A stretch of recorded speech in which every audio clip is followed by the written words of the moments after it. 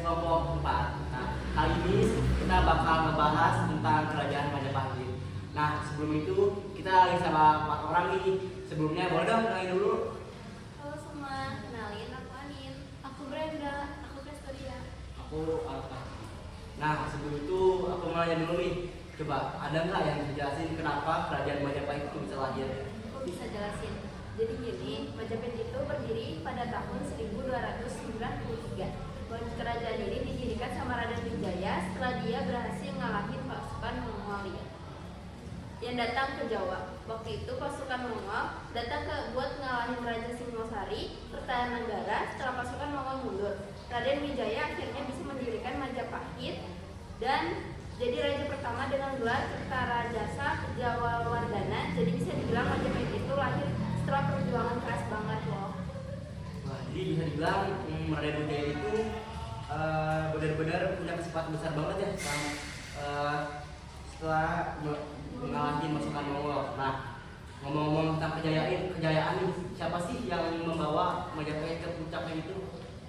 Puncaknya Majapahit itu pas di masa pemerintahan Hayam Wuruk, raja kedua Majapahit Hayam Wuruk berkuasa dari tahun 1350 sampai 1389. Tapi yang paling berperan besar dalam kejayaan Majapahit itu sebenarnya adalah Patih Gajah Mada. Si Gajah Mada ini punya ambisi besar buat menyatukan seluruh Nusantara di bawah Majapahit. Bahkan dia sampai bersumpah palapa yang artinya dia nggak bakal menikmati hidup atau makan palapa sebelum seluruh Nusantara ini bersatu. Itu simbol semangat juangnya sih.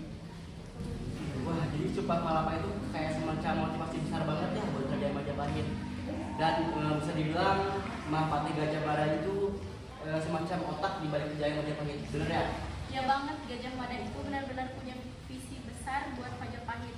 Berkat sumpahnya, dia berhasil memperluas wilayah Majapahit mulai dari Jawa, Bali, Sumatera, Kalimantan, bahkan hingga Maluku. Jadi Majapahit bukan cuma secara militer kuatnya, tapi juga pengaruh lewat budaya dan perdagangan. Wah, keren banget ya. Sebelumnya aku mau tanya dulu nih, gimana sih hubungan Majapahit dengan kerajaan-kerajaan di Nusantara ini? Majapahit itu gak cuma ngandelin militernya aja, tapi membangun hubungan diplomatik yang kuat dengan kerajaan-kerajaan lainnya. Mereka bisa punya pengaruh besar di kawasan Asia Tenggara karena memiliki jalur perdagangan internasional.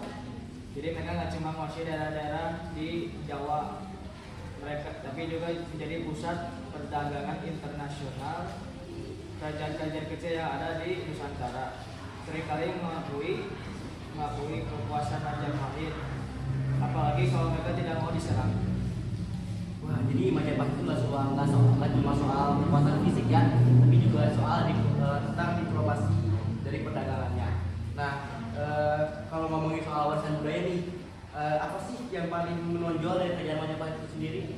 Nah, salah satu warisan budaya yang paling terkenal adalah Nagara Kretagama, karya sastra yang ditulis oleh Empu Prapanca. Itu adalah kitab sejarah yang mencatat kejayaan Majapahit dan pengaruhnya di Nusantara. Selain itu, arsitektur Majapahit juga terkenal kayak Candi Panataran yang jadi salah satu peninggalan penting. Selain itu, seni ukir dan budaya mereka juga berkembang pesat, bahkan di bidang seni dan sastra. Majapahit itu benar-benar maju banget. Nah, jadi selain kekuatan politik dan militernya, Majapahit juga berperan besar dalam perkembangan budaya Indonesia ya. Nah, ngomong-ngomong nih soal kenapa sih Majapahit itu akhirnya bisa runtuh? Nah, Majapahit itu mulai mengalami kemunduran setelah masa kejayaan Hayam Wuruk dan Gajah Mada. Setelah mereka berdua meninggal, terjadi persaingan dalam keluarga kerajaan dan pemberontakan yang membuat kerajaan ini lemah. Selain itu, kerajaan-kerajaan baru muncul seperti Kesultanan Demak yang akhirnya menggantikan Majapahit. Wah, jadi bisa dibilang kemunduran Majapahit itu karena faktor internalnya ya, kayak konflik dari kerajaan itu sendiri. Betul banget. Selain itu, faktor eksternal seperti serangan dari kerajaan luar dan perubahan politik di Nusantara juga nggak bisa diabaikan. Semua itu bikin Majapahit juga bertahan selama masa kejayaannya. Wah, jadi selain luar biasa di masa kejayaannya, akhirnya Majapahit harus menghadapi masa-masa sulit juga ya.